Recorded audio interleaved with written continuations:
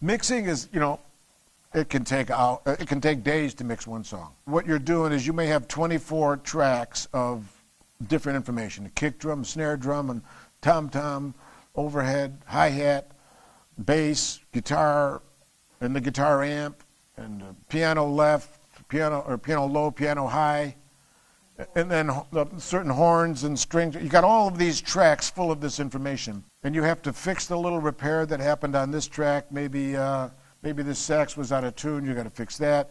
Maybe this came in late. Try to fix that, and then blend them all with the right amount of reverb or the right amount of limiting or the right amount of whatever you're going to do with your devices to make this thing sound like a record. Could take you 3 or 4 hours, or it could take you 2 days or more to do one song. So consequently, you do these things over a period of time, the mixing.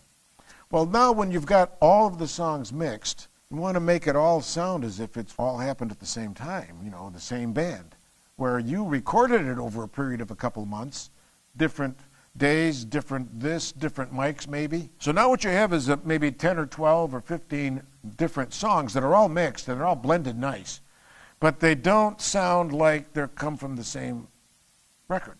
So now it goes to the mastering. The mastering will kind of smooth everything out, and a little equalization, maybe a little compression to just kind of tuck everything in. The mastering room, the limiter that they have is the most expensive.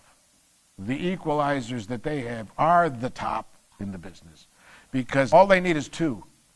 They don't need 16 limiters like you do in the studio, and they don't need 24 tracks or 32 tracks of equalization they just need 2, because they're only dealing with stereo recordings. So they have the best of the best. And the gentleman that's what he does or the lady, that's what they do all day long. They make, okay, let me hear what it is. Okay, now let me make this sound like it's one band, one record, one CD. And let me just make sure that that there's not too much bottom end, so that when it actually goes onto the CD, it doesn't print with that, because it's too much bottom for what the CD is holding. The digitally remastered CDs are really saying we're taking that master tape probably before it was mastered, because it would have to have been mastered for vinyl, because the frequency response in the vinyl, which means what the vinyl can handle, is different than the CD or the cassette, because when you're mastering for the CD or for the vinyl, the equalization, the limiting, and everything is very important. And everything should be mastered, even though you've spent hours and days mixing it. You should have another fresh set of ears.